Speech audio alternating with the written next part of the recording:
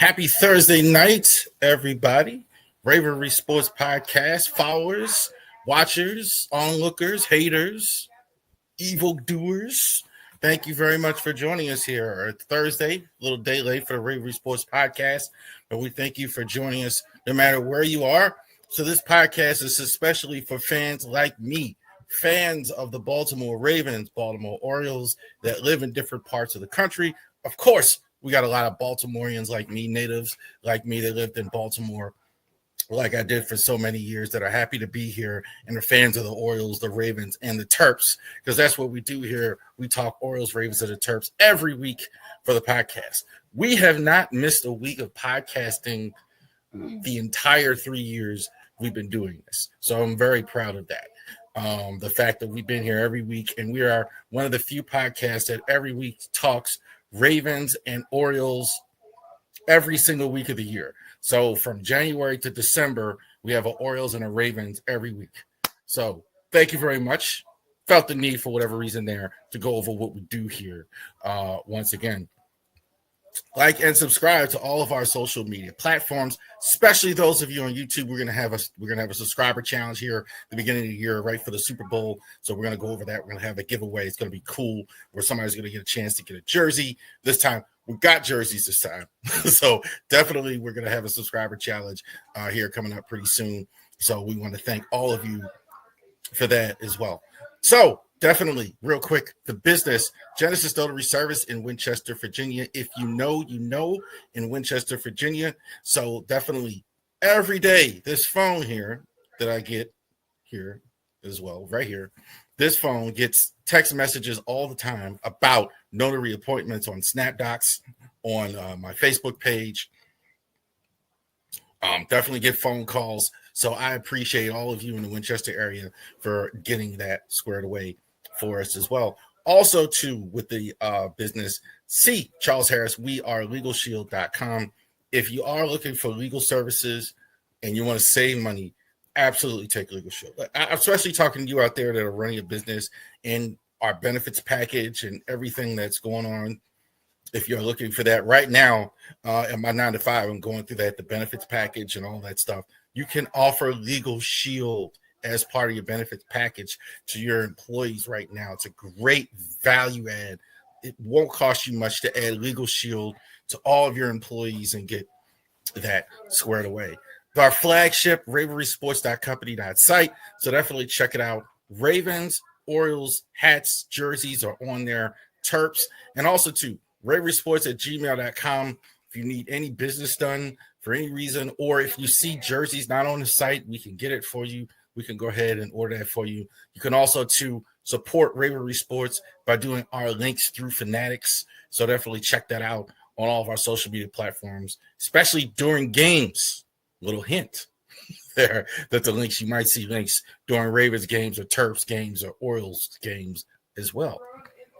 All right. So let's go ahead and get it popping, as they say. Well, I don't know if they still say it, but they said it a long time ago. Ravens and Vikings. So definitely there's the good news final from Minnesota. US Bank Stadium, I think, might be the coolest stadium in the NFL. I mean, it is state-of-the-art, cool to watch a game. And even cooler when we get a Ravens victory. 27-19 with that. Vikings have made a lot of mistakes in this one. Ravens were better. I don't think this was their greatest effort, but they did win. I'm not going to call this a Vikings loss in totality. Ravens did play well, but it really was un-Raven-like in the sense of they didn't have a great offensive day or a great defensive day on one side as well. So let's go over this. Lamar, 17 of 29, 184, one touchdown pass. I thought Lamar was fine. He purposely doesn't look like he's running as much, stayed in the pocket more. It could be just the protection of the guards is so bad that he's being a little more cautious as well. Mar is getting older. I think I've seen a couple people question his speed. I'm not worried about that. He can still run away from guys, but he's not doing it as much. I think he's certainly being a little more cautious at year 8. But I thought Lamar was fine as well. He did miss practice yesterday. He was a full participant today. He is also, again, 8 years in the league now. Going to get him some veteran rest days. So, again, as well. Because I'll say this. I certainly don't believe anything John Harbaugh says about his injuries at this point because you just can't do it. I certainly just don't believe it. But wait and see. He did practice today. He should be good to go on Sunday. Full participant today. Derrick Henry, 20 for 75 in this game. Derrick's been okay. I think definitely he has taken, to me, a clear step back from last season's tremendous performance last season. He's been good. I thought I've seen a couple games, though, like this where he was good. Coach Harbaugh's comments about Derrick Henry and Keaton Mitchell are very confusing to me. They are he doesn't seem to understand or get how to use running backs. It's very strange because he doesn't really seem to get he says, well, I want to play Keaton Mitchell more, but I don't want to take Derrick Henry out. He really doesn't. I think I've said this the whole time. He doesn't like bell cow. If he had his way, he split carries throughout several different running backs. I think ultimately when he was happiest is a couple years ago when Lamar in his second year, when he had Mark Ingram on the roster and then he had Lamar getting carried. I think he seems to be happiest with that when there's not one guy he has to feed carries to as well. Interesting, though. Henry has slipped a little bit. Are seeing more of him, Keaton Mitchell, less of Justice Hill and Rasheen Ali so far. Zay Flowers, I think I've been gushing about Zay Flowers all season. I think this is one of the bright spots on offense. He's been getting better and better. I think his reading coverages and his feel of the art has been fantastic. He definitely has a lot of speed, obviously a lot of strength for his size, very well built for his size. So he definitely been doing very well. More tight ends, I thought, in the last game. That was good. No Rashard Bateman. Looks like they're going to have here for a couple weeks. Looks like he's got an ankle sprain. So there's going to be even more of a focus on Henry. My guess is you're going to see Devontae Walker a little bit more. Also, too, you're going to have more of the tight ends, I think, coming up in the second half. Kyle Hamilton had the best one-tackle game I think I ever saw. It is just fantastic watching Kyle Hamilton in these games. One tackle doesn't even do it justice. Pressure on the quarterback, J.J. McCarthy, going back in coverage on some downs, playing linebacker, playing safety, playing nickel corner, playing outside corner. This is what the modern era of NFL player, what everybody wants. A guy like that who could do multiple things well on the field. Kyle Hamilton for a one tackle. I'm telling you on the stat sheet, it definitely looked like more than that. I will say, too, Mike Green is also to acknowledge rookie Mike Green. Looks like he's getting better and better every week as well. I thought Mike Green also really stuck out for me as well. J.J. McCarthy, 20 for 48, 248, one touchdown, 2 interceptions. I'm not going to keep banging on J.J. McCarthy. I mean, he's not the guy. I mean, I've been saying that for I said that before he got drafted. I said that in Michigan. I said that. I've been saying that. He pops at times. So I can believe an NFL GM or NFL coach would work him out and be impressed with him because at times it looks great. He really pops and flashes at times real talent. So I think unlike some guys who just don't, I could see it at times. The consistency is nowhere close. Two of those, one of those interceptions was just horrible as well. Ravens defense, I would say this last few weeks has something to do with that as well. They have really played well the last few weeks as well. I did mention Kyle Hamilton, Malachi Starks really getting better, Holy Gilman actually playing better. Also, too, I meant Mike Green. So that has something to do with it. But McCarthy is just not doing well here. Aaron Jones kind of went out again. 9 carries, 47 yards. They kind of got behind, so I think he was kind of underutilized. Saw a little bit of Jordan Mason in this game. I think they'd rather have Aaron Jones of the two, a little bit more explosive. So we will go ahead and go over that. Jalen Naylor is in there as well. 5 carries, 5 receptions, 124. Naylor, I thought, looked really good in this game. So despite McCarthy's issues, I think it could have been much worse. But Jalen Naylor made a lot of 50-50 catches that were really, really good in this football game. So really good stuff, I thought, from Jalen Naylor overall.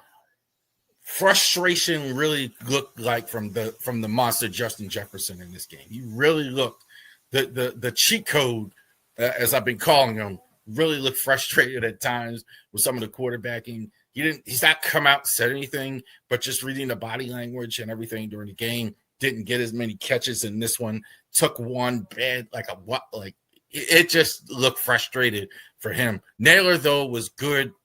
Not a real reflection, though, on Jefferson. Jalen Richmond, I think, was their guy, probably the best guy on defense in this game. Their defense is good enough. I definitely, even though it didn't work out for them like we thought, this scheme was good in this one. Brian Flores really dialed up some good stuff.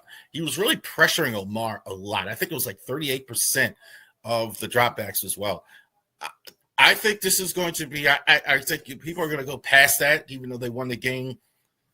The way, again, one more time the line, this looked, they're going to have to, teams are going to do more and more of that as well. Blitz Lamar, go after those guards, et cetera, et cetera. I think you're going to see more and more of that going forward as well. So Ravens, 27-19, 3 straight road games. They won their first 2 against the Vikings. So they're going to go ahead and go this week and play. Bit of an ugly game. I wouldn't say a horribly ugly game because it was some decent offense and things like that. The Ravens didn't play too poorly. I don't think it was great, but I didn't think they too poorly. It's kind of like, meh, they could do better. I think a better team, it would have been closer. I think they would have done more. I think also, too, defense has improved greatly the last few weeks. That includes the Rams game. So they gave up 17 points. If you're giving up less than 17 points on a weekly basis with Lamar Jackson healthy to go, they're going to win most of their games. So you have a game this week. There's a dog pound. So in the dog pound, the Cleveland Browns, I think some of the most crazy loyal fans, I think, in any sport. The Browns, unfortunately, since the post-Mark Modell era, they've had to endure a lot of losing, and they're not any different this year. 2-7. Browns 2-7. Ravens 4-5. 425. I think, is it 425? Is that right?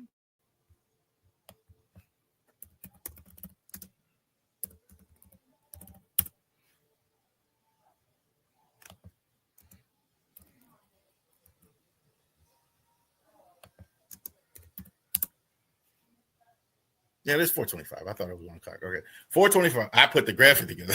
I just had to check it out. So 425 in the dog pound. Ravens and Browns. Let's check this out here. What's going to happen? We are going to have Lamar. He did in this practice 1,200 yards, 49. Not bad for a running back. And not bad for a guy who's basically just now practicing, really, as well. So he's kind of getting back. I think they're not saying it, but he's kind of working himself back a little bit. In the Dolphins game he played, he hadn't practiced in so long. You don't really practice on that short week. And then last week was really the first week where he really practiced. So I think it kind of showed. And now he's still kind of working himself in. It kind of looked that way in the Vikings game as well. Clearly, though, we want, obviously, Lamar on the field. Derrick Henry, quiet, a little bit quieter. He's closing in on 1,000 yards. 704, 6 TDs for Derrick Henry as well. I think Derrick Henry, the problem I think is some people are saying a couple of things. That line is just not blocking for him. And I keep trying to get off the line. I keep saying that, but I keep trying to get off the line. But I got to say the line is, come on, that's part of it. like both guards are just getting blown up like all the time.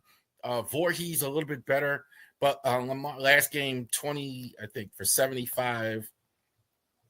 So again, I think like that's part of the problem as well with all the running backs as well. I think that's why they want to play a little bit more Keaton Mitchell, because of the fact they can't, the offensive line isn't getting the protection that they want. Zay Flowers again is going to have to do a little bit more without the services of Rashard Bateman, their number 2 receiver. I think Flowers should make the Pro Bowl again. He's been terrific. I really like what I'm seeing from Zay Flowers, really maturing as a receiver, really maturing, reading the defenses, really getting that chemistry with Lamar, catching tough passes as well, getting great separation. I love it all with Zay Flowers. I think Zay Flowers is fantastic. The only thing wrong with him, to nitpick it, is the red zone. Because of his height, it's going to be a little tougher to get him balls in the red zone. I think that's a problem. But you don't have to worry about that. You got Andrews likely on your team and all that for that. Kyle Hamilton has obviously been fantastic. He's definitely having a Pro Bowl level season. I think no matter where you put him, I think the move him around, I think it's just been fun to watch. Just fun to watch as well. We'll also keep an eye on Mike Green. I think that's a name that we're obviously looking at as well. I think the defense as a whole has been solid. I mean, I think they stopped the run. They're keeping teams out of the end zone. You're not going to have Marlon, it looks like, for at least this game. He did have surgery this week, so we'll see how that goes on defense. Awuzie has been great. So the defense as a whole has really, really been solid here ever since the Rams game, after really being lousy the first few weeks. Dylan Gabriel is getting the nod still. Some people is saying that it should be Shador getting the start. I agree with them.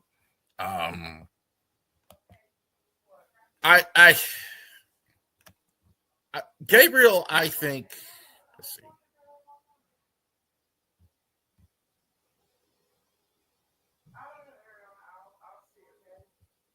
Is Shador starting? Breaking news.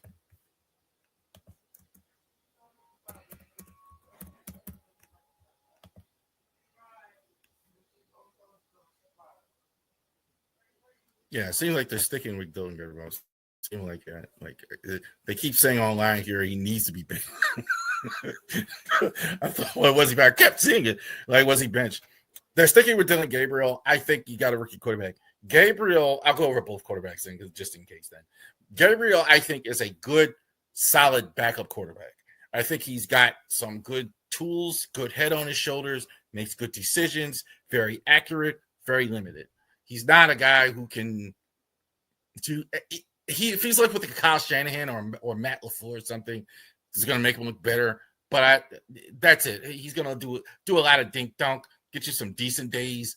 I think he's a career backup, maybe a marginal starter, low end starter at best. Shador, I thought he was the best quarterback in the draft last year, along with Cam Ward. So for whatever reason, they're not, they're not doing that. I don't know how much longer you're going to go with Dylan Gabriel. I'm actually glad. Honestly, as a Ravens fan, it didn't make sense. I hope they're going to have to wise up pretty soon and actually do that. Quinshawn Jenkins has been fantastic for him. No surprise if you saw him at Ohio State, what kind of running back this is. Strong in between the tackles, outstanding stuff, fresh off a national championship, 5 TDs. He's a guy, too, didn't really have a camp at all. Kind of thought during the season maybe they would kind of ease him in. Since he has been active, he has been fantastic for him. Jerry Jeudy, I think, is a solid NFL receiver, not a stud in the top 15, 20, not as good as Zay Flowers, but a solid receiver. I think also, had frankly on a different team where he could catch 50-50 balls, then he could get more volume. But clearly, he's the number one guy here. Myles Garrett, I got no sympathy for him, none. I don't feel sorry for you, Miles. 12 sacks is just totally being wasted on a lousy team in Cleveland that's not blocking for him, that's not doing anything for you. It's totally being wasted there as well. X Factor, Keaton Mitchell. I'm interested to see his usage going forward. You're having problems at the line. I think one thing you can do is to have change of pace more. I think it's obvious, but it hasn't been happening. So let's see if we can get the thunder and lightning thing going. Derrick Henry getting 30 plus years of age, line having trouble. Let's see if our Keaton Mitchell can go through those holes and go through those, beat those filet blocks and everything like that. X Factor defense. Mike Green getting better week by week. Getting better week by week. A little worried at the beginning about Malachi and Mike Green, but he's kind of pressed into duty. I don't think they thought he was ready. I think he was just kind of pressing into duty. I think they were kind of left with him. They were hoping he developed, and he has. He's getting better every week, getting there as well. Certainly as well, Malachi Starks is getting better. So the two rookies need to contribute, and they're doing just that. Ravens absolutely win this football game. Feel really good about that. Browns, I don't think there's any way in the world they can go ahead and muster up the offense they need to go ahead and win this football game as well. I think Ravens pretty comfortably 30-10, something like that. They're just not going to score enough points. Gabriel is not a guy who's going to, he's going to dink dunk. The way the Ravens defense has looked as well. A big concern now, you got Jair Alexander clearly gone, and also, too, you got no Marlon Humphrey in this one. So you're going to have Nate Wiggins and Awuzie on the outside here at the start.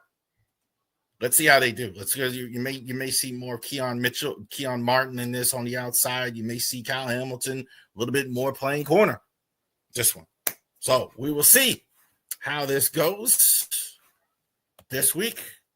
Let's hope for a Ravens victory. We are all hoping for that the Ravens can go ahead and be successful in Cleveland. All right. Big Five.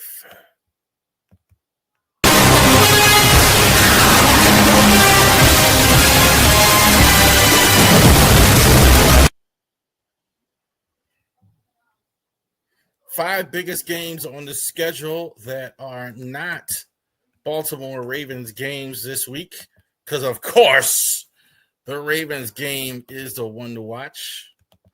Come on now. There you go. Big Five biggest games on the schedule in the NFL, and definitely check that out here as well.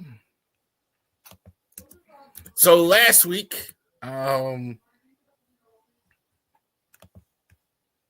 we had a slate of games here in week 10. I'm a little cheater here, don't want to act right.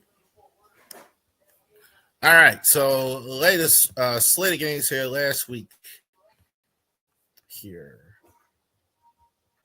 There you go. All right. So let's go in order here. So Patriots and Bucks. I think the Pats have kind of cemented themselves. I think a lot of these teams, I hear a lot of negative or maybe some non-belief in the teams like the Colts and the Denver and teams that haven't. I'm buying New England. I'm buying it all. They got a great coach, Drake. They got an outstanding coach, Mike Vrabel. Drake May, I think, was a very good college prospect, playing very well for them. They're scoring points. I think the defense has a lot of good players. I think they have some names that are not as known. So I think people are kind of sleeping on it. But I think they've been good all year long. I think that was a very good win to get it in Tampa. I'm not as – I want to put them in an elite category, but it seems like seems like there's a bit of a ceiling for whatever reason in Tampa. They kind of don't win as many games as they should like this. So as well. So interesting there as well. Jaguars and Texans. Jags, oh man, just Texans come back and win this game with the backup quarterback, and I thought they would. And this was this went exactly the way I thought it would. The Jags just are too inconsistent for me. You lose Travis Hunter now, it looks like, for the rest of the year. Brian Thomas has some issues there. Trevor Lawrence and this division was so ready for them as well, and they're just struggling. Texans are just a well-oiled defense. Their defense is really good. they can count on that. They can book that. That's something that they have. Offensively, they're not going to have Stroud, so we'll see how that goes. But Davis Mills is a decent backup. He can get you. He can get you a game or two here or there as well. Also, Rams and the 49ers. I never guessed this right. I never guess this right. Every time I say the Rams, I feel like the Rams have a better team, but they struggle with the Niners, and the Niners get it every time. Every time I say the Niners do that, the Niners lose to the Rams. So the Niners lose to the Rams as well. I do think the Niners are a bit of a fraud. Not their fault. I don't even mean that. That sounds bad, but with all their injuries, I'm just really surprised that they're doing as well as they are. I don't think they can horse race with the Seahawks and the Rams the rest of the year as well. Steelers, and I'm gonna quote Shannon Sharp here, what he said about the Steelers and the Chargers game.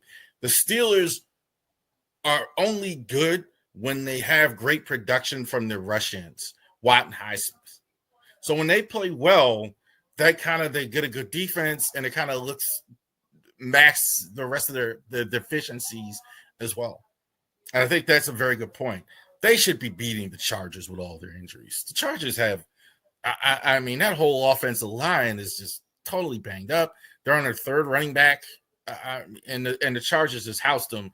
They almost got no offensive production as well. And that was an ugly, ugly game with the Eagles and the Packers as well. The Eagles, I kind of think what I still think about them. They just kind of went ugly. Packers have some issues. Love has just got to play better. See too many dips for him to be a really good quarterback at times. Bucks and the Bills. I think this is huge for both squads. I think the Bucks are really good. But they're kind of in the good category and not in the elite category. Come on, man. You're in the NFC.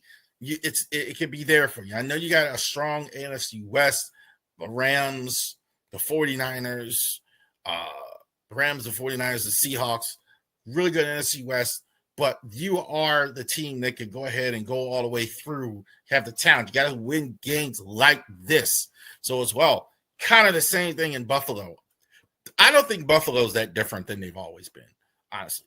Buffalo has the biggest difference this year with Buffalo is they have a team in the New England Patriots that's really good. This is kind of what Buffalo's always been.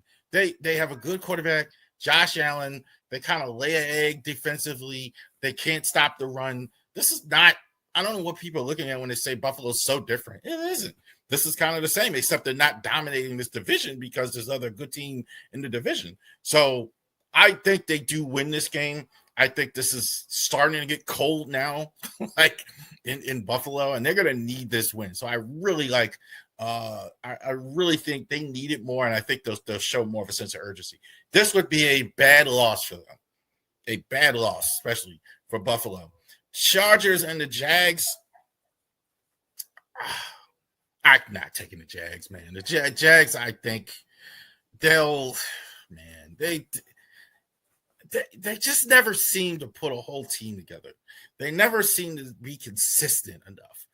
I think the personnel is actually there in Jacksonville. And again, this is what you can see when you have a coach like Jim Harbaugh. They are what they are. Run team, run the ball first, get the ball in the hands of the running backs, play defense. They have an identity around who's on the field. This is why they're not missing a step. And I do like them in this game. I don't like the Jags. I think the Jags, despite they have a winning record, I think the Jags actually don't beat the Chargers. I actually like the Chargers in this one. Seahawks and the Rams. I think the Seahawks, boy, this is going to be good stuff here. I think both of these teams are the real deal. The Rams, I think we all know. I think you got Stafford there. They won a Super Bowl a few years ago.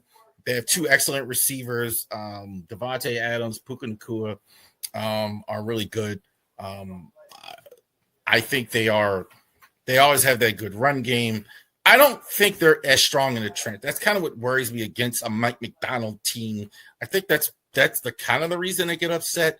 We're going to find out if the Seahawks are ready for a game like this. I'm not sure yet.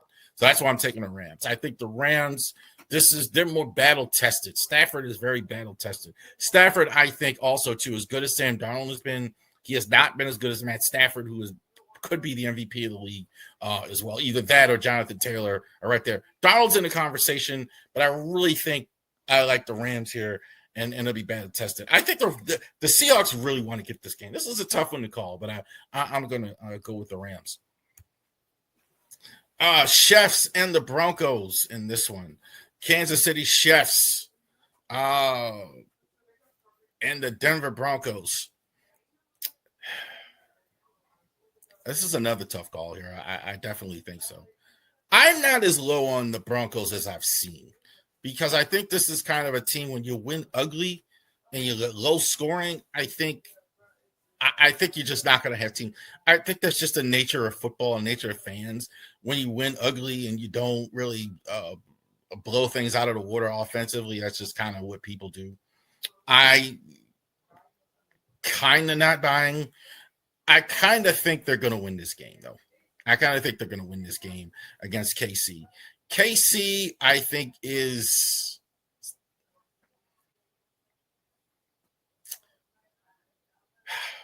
I think I'm still not seeing more. I'm still not as impressed with their offense as other people seem to be.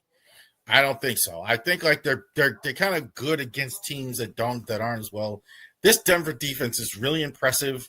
I think this is going to be a tough game to go into Mile High and win, and I think they're going to be motivated to actually go in and win it. Bo Nix, look, he's good when he needs to be good in the fourth quarter, and this game will be close. So I'm thinking that's a thing with me. Like, he's not good for 4 quarters, but I think I've said this before. He's not good for 4 quarters, but he's good in the fourth quarter. So I definitely like Denver in this game. This will be close. This will be tough.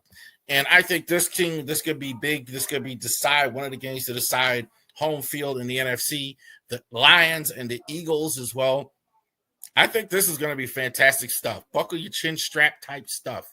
Slobber knocker, to quote the great Jim Ross, like from WWE. Fights, flags, punches. This is going to be physicality. I think the two best run teams in the league. I think the Lions. I think the Eagles do get another ugly win. The Eagles get another ugly win over the Lions. The Lions. I'm not as worried about the Lions as some people are. I think defensively they're pretty good. I do think though there's not a lot of horse racing them. They kind of have to hit you in the mouth and win, which they're very capable of doing. That might be enough. But I think that the Eagles, I think if the points start to pile up, I think this is definitely a game. I do think the Eagles do win this game. There you go. Big five. So definitely check out all the games this weekend as well. Ravens at 425, so definitely check out some of these games. Big games, good slate of games. Big key matchups. Rams, Seahawks, those are big time games that are going on this weekend. Last weekend, Maryland and Rutgers as well. So I watched it so you didn't have to. Maryland, I thought looked kind of like they looked the last few weeks. I think their defense has been having some injuries, and they just couldn't stop the run last week. I mean, they just two straight weeks. I mean, they clearly have some players, but they can't stop the run. Teams are just running the football all over. I mean, what was that? 240, I think it was last week. So they clearly couldn't stop the run. They are getting interceptions every week. That's something. I mean, they are getting interceptions as well. So the secondary is still really good. So teams are just staying away and running the ball and having success.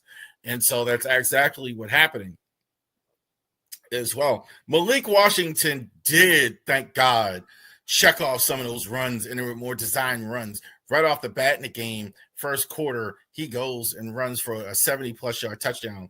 And I think that was fantastic. So they were, thank goodness, they were doing they were doing things like that as well. When I wrote the piece after the game, it's like, man, it's like he heard me talking calls to run the football. But this is not the team's not good enough. Team's not good enough. They have some offense, they have some quarterbacking as well. They really don't have a number one receiver. Their offensive line is not great as well. And the offensive guys, although they have some talent, I don't think they're helping their quarterback enough. And the quarterback is a little green. He doesn't really seem to take enough control of the offense. I think the clock is clearly ticking on Mike Locksley at this point. I mean, I don't think I certainly if he misses a bowl, but the rest of the schedule, you're playing Illinois this week as well. So definitely we're going to be checking that out Saturday, right around I think it's 2:30 it starts. Fighting Illini is a pretty good team. So I don't think the way you've looked on defense, and there have been some injuries, I don't know how well you're going to do. You've lost 5 in a row as well. I think there is some development, but you're not competitive enough in the Big Ten when you actually have to play good Big Ten teams. That's just the fact of the matter. There's no other way to slice that. So when the Terps actually get into the Big Ten next week, you're going to be playing Michigan. We're going to talk a little bit more about that one. Great quarterback in Michigan, Bryce Underwood. But you're going to be playing teams like Michigan, Ohio. You didn't have to play Ohio State this year. Penn State has a down year. Indiana, you get rolled. You're not competitive enough against this team. Now, this is a basketball school, not a football school. So let's see how they feel about that. I think they're historically less hard on the basketball. The football coach is basketball, but I think the clock is ticking. I can't confirm this, but I did see a rumor that Mike Locksley might be going to Arkansas or a different school or something like that. I don't know. But I think clock is starting to tick. I mean, all the arrows seem to be pointing to that as well. We'll see how they do on the field on Saturday. Saturday in Champaign, Illinois, against the Fighting Illini. We will be watching, as we always are, watching as well. Maryland Terps basketball. So they have started and had a couple games this week. So they were 1-1. They definitely have a game Saturday against the Marquette Huskies as well. So we'll definitely be checking that out as well. A couple games this week. Lost to the Georgetown Hoyas on I think it was Friday night, 70-60, where the Hoyas rarely do they play the Hoyas. I think they're doing this in the next few years, so that's good. Building a relationship with Baltimore, doing your first game in Baltimore, which they won, which is good. Playing Georgetown, a local team. So I think all that's good here as well. So both of those things are good. The result wasn't good. So they lost by 10. They shot terrible in that game. I mean, just flat out, just that. you saw the Crab 5 last year. That looked like the team from the year before, where they just that team just couldn't shoot. That's what that looked like. Buzz Williams seems to be at the start here, tinkering on the lineups. He's already used 3 different starting lineups. I don't know what happened to Miles Rice in the last game. Well, let me finish talking about Georgetown first. Georgetown, I think that game, they just, again, feeling out his way. I think the one guy you do see playing well is Pharrell Payne. Pharrell Payne has been killing it right from the start. So he's averaging like 20 points a game, right around 20.7 rebounds. They're counting on that. He's sucking up all the oxygen as well. Darius Adams also has been good, although I think he's played less in the last start. But Darius Adams, I think that's the one guy I'm seeing, I think, with the best shooter that they have here so far. But he's still figuring it out, in my opinion. Watching him, that he's trying to see if he can get some more traction out of their young players as well. He's had several different lineups. The guard combinations are different. He doesn't really have a rotation yet. Look, he's got a whole new group. So he's got to sit here and figure it out a little bit here. So they did lose that game. Alcorn State, small school as well. Alcorn State, small school, did go ahead and play. They've actually played them a couple times here. So I do think that's a bit of a strange thing that these two teams are playing so often as well. But I mean, Alcorn State, I think is like I think I saw it was like out of 300 out of what is it? 300 schools, 330 schools. I think they're like 300 something. Like, so not very good. I'll say this, and I'm gonna pull this up here in a second, the next segment. But I'll say this: it's going to be a work in progress. So those of you that are looking for the Terps to just right out the break, just be this really good team right off the bat, and have no issues right off the bat and things like that, it's going to take some time. I could kind of see that it's going to take them a while. They do have a bit of a tough schedule. I mean, this game, that's when they're going to have against Marquette. Marquette's pretty good, not what they were last year, but they're going to have some tough sledding here as well. So you're going to have to show some patience here. It may take a half a season or a whole season for the Terps to kind of turn things around here. So we'll be watching as well. We watch the Terps here as well, Maryland basketball. We're going to check that out. All right. Yeah, man. I'm laughing before I even talk about it. Let's see here. Let's talk about let's talk about these guys, because I think there's a larger point to make. So this week on his show, well, let's start at the beginning here. Michelle Beadle, for those of you who don't know who that is, Michelle Beadle was a NBA reporter at ESPN, NBA commentator, ESPN, but she had several different shows at most notably ESPN, as she worked at NBC. She's been in the media a long time as well. Right now, she's on a YouTube show with her co-host Corey Decker as well. And on that show, they went ahead and just laid out Stephen A. Smith praying literally for his downfall. And so that's essentially what happened there as well, and made news. It was everywhere that Beadle just lays out Stephen A. I don't like him, etc. Just kind of praying for his downfall as well. This was kind of precipitated afterwards by former First Take host Carrie Champion. Carrie Champion was the former host of First Take years ago. When I think it's in its heyday, in my opinion, when he had Skip Bayless and Shannon Sharp. Not Skip Bayless. I'm used to saying that. Skip Bayless and Stephen A. were hosting on Stephen A. Carrie Champion was one of the moderators, their first female moderator, I believe, is memory serves me, before Molly got there. So she was one of the ones there as well. She makes a video coming out against Stephen A. Smith, saying, "Well, where's your energy?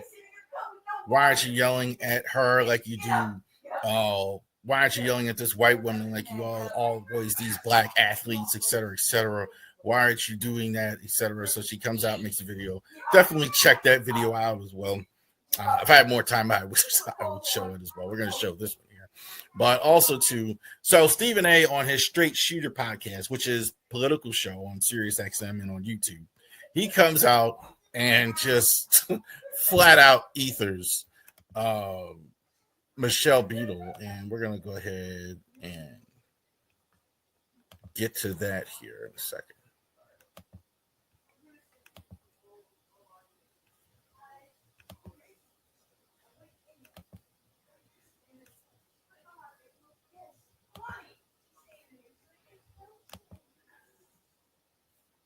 All right, I'm going to play some of this. This is from... Congratulations. Because I didn't know you prayed. I had no clue. I didn't know you were capable of such a thing. The way you act. I know why you ain't back. I know why you can't go to other things. And the sad part about it is because it's all because of that stink ass attitude. Evil. You pray for my downfall? First of all, congratulations. Because I didn't know you prayed. I had no clue. I didn't know you were capable of such a thing. The way you act. I know why you ain't back.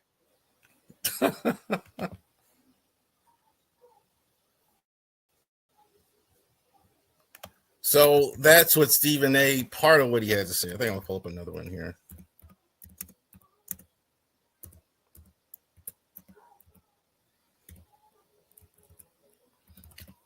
Essentially, what he's saying here is they've been going at it for 11 years. So they've been going at it for a long time. They both worked at First Take. He starts out and says, very, very funny, I don't know you. I don't know who you are. Right? And this has been going on for a long time in the media with these two media personalities as well, with Stephen A. and Michelle Beadle going at each other the way they've been going at each other. Go ahead, Max out. So, what is it now? I got 10 more minutes. Huh? What? Is there school tomorrow? Yes, there's school tomorrow. I'm still recording here. Oh, I still got 10 more minutes. All right. So, but they've been going at it. Daughter's asking about school tomorrow. So, they've been going at it for years as well. Couple things here. Beadle, look, I've never been a big fan of Michelle Beadle. Not for any particular reason, or I don't know, obviously, but I just wasn't a fan. I just wasn't a fan. I thought, like, watching the NBA, I kind of see her as on the NBA show as well. I think she did with that. I think she did that. I didn't like her as much as on the ESPN show. I haven't liked the ESPN show as much as TNT anyway, but I didn't like her as much on that show as I did Rachel Nichols. Great. I didn't like that. There was that there in her prime. She was really good. And also Maria Taylor, I thought was Maria Taylor. Clearly she played ball. So I thought they both were really good. So Beadle, I was never as big of a fan. I mean, maybe some people out there like Sports Nation or whatever. Carrie Champion as well. I think Carrie Champion didn't even realize kind of what she was saying or would get so much attention as well. I don't think she likes Stephen A. as much as Stephen A. thought. This is kind of what men and women kind of go through sometimes. Like somebody doesn't like you as much as they thought. I really heard Jamel Hill's podcast here recently kind of talking about that. And I kind of got the vibe for a while. They're like, maybe like she doesn't like Stephen A. as much as he sees her think. I think he really seemed to be hurt about that as well. Stephen A., let's talk about that. So on the feed, on the Facebook, on the Twitter feed, that's like Jason Smithberg, who's in our Driving to Trap Productions group, doesn't like Stephen A. He kind of lit him up pretty good, I think, on the Twitter feed as well. That he's an a-hole or whatever. Okay. I must say this about this whole thing. Whether people admit this or not, there's a jealousy towards Stephen A. That's just true. I mean, whether people don't like admitting it. Look, we're out here right now doing sports talk. He's getting $20 million, and just people are just jealous of that. And that's what kind of came through during that whole thing. Beadle was a big deal at ESPN. I think, look, the people say downfall fell. It's very, very hard to have what he's had in media. It's almost impossible. So overall, she's been a success. I'm not saying that, but clearly it's jealousy. There's nothing else there in terms of that. Professional jealousy. I think it's professional jealousy for Carrie Champion. I think it's professional jealousy for Michelle Beadle. I think they want to sit in the seat that the guy is sitting in. All the stuff about he's there because he works hard and all that other stuff. Yeah. That's exactly right. The man works. You can't say that. I don't care what anybody says. I'm not as big a fan of him as some people think I am at times, but I am certainly a fan of the work ethic. There's nothing wrong with that in life. Sometimes that's all you got. Working hard, sticking it to the grindstone, putting the effort in. Look, I'm doing one show a week, 1 hour a week here. Maybe, I'm doing after the game or off season. We're going to get back to doing some interviews, maybe some. But man, this guy's on every day working. And I certainly can respect that as well. But I do think it's fascinating. These legacy media guys who were too good for the beef and YouTube and all that other stuff, they're kind of leaning into it now. We've been talking about this for days. Beetle and that. All right. Last segment. Let's talk a little Oreos. Baseball 2026 prospect list.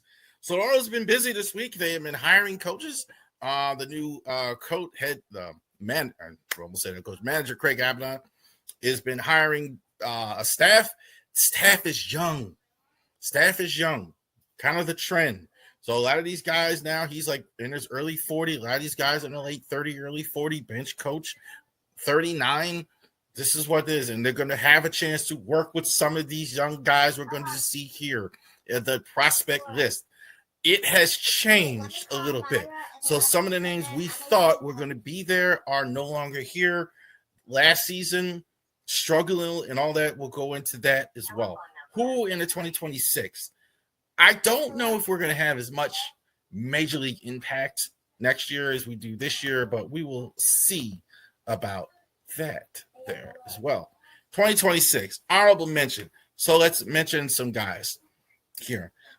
Vance Honeycutt, no longer in the top 10.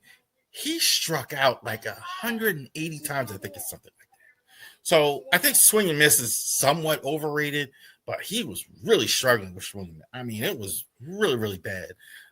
Average wasn't good. Really didn't get promoted. I'm assuming he'll be a double-A Bowie this year. We'll see, but not nearly what we thought. Got him from Vance Honeycutt. Good defensively, though. I'll say that. He was really good defensively there as well. Creed Williams, this is my Creed Williams. Definitely there. He's kind of slid down the overall prospect rankings, even though he's pretty good. I think some of that kind of has to do with the draft. He's kind of slid down as well because he was pretty decent last year. We'll see about Creed Williams still.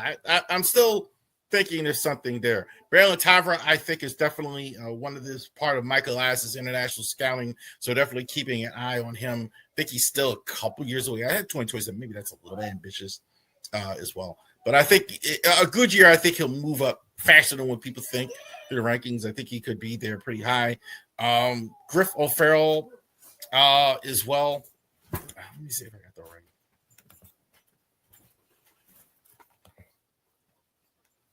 Hold on.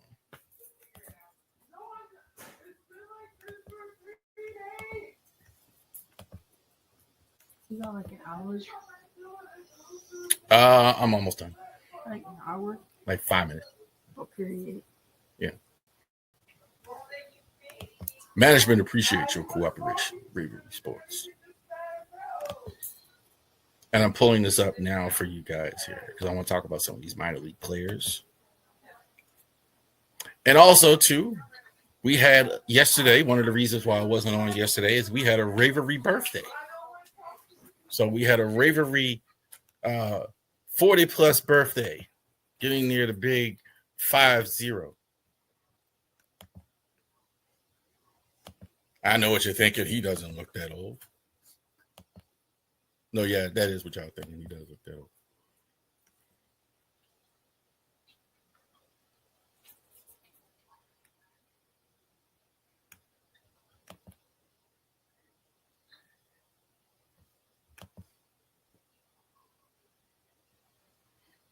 Signing back in.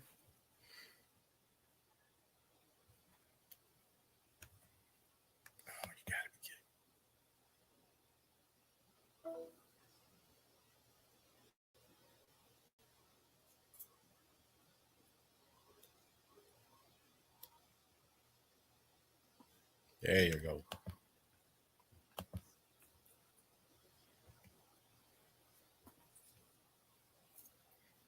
A few more seconds. Management appreciates your cooperation.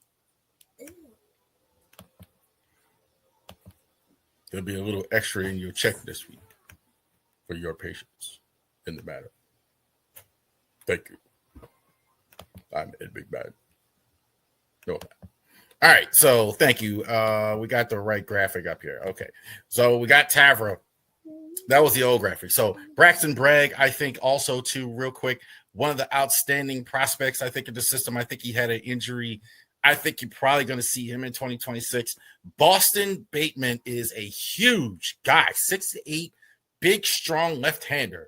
Very intrigued to see how he does. I think he's got some control issues, but man, the sky is the limit, I think, with him.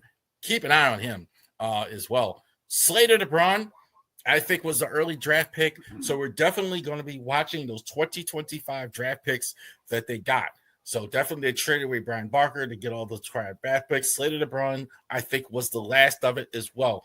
Also, Caden Bodine, fantastic college player. This guy was born to be a catcher. Great defense behind the plate. Excellent hitter, 300-plus hitter at the plate as well. I think the problem is going to be, I don't know if he ever becomes Oriole because of all the offensive talent that he has as well. So he's going to spend all this year in the minors, but I don't see this as a guy that's going to stay in the minors a long, long time. Michael Ferret, I think, was the best pitcher, I think probably closest to ready in the majors as well.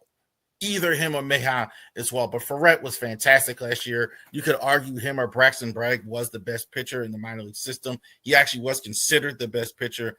He was fantastic. Nate George was a fast riser throughout all levels. When a guy moves up several times, that tells you what they think of him. So when you go from rookie league to single A to all, that tells you something. He's going to spend this year at Double A, and they're going to see how he does. Esteban Meja jumps off the screen with his ability to throw the ball. Electric stuff, it looks like. Can he develop into a complete pitcher? But really, really get excited about Esteban Meja. Couple more here. Wima Aloy, super impressed with him as a college baseball player. Outstanding. One of the best players, I think, in all college baseball in the College World Series. Very impressive. Put out that could Bradfield be the starting center fielder?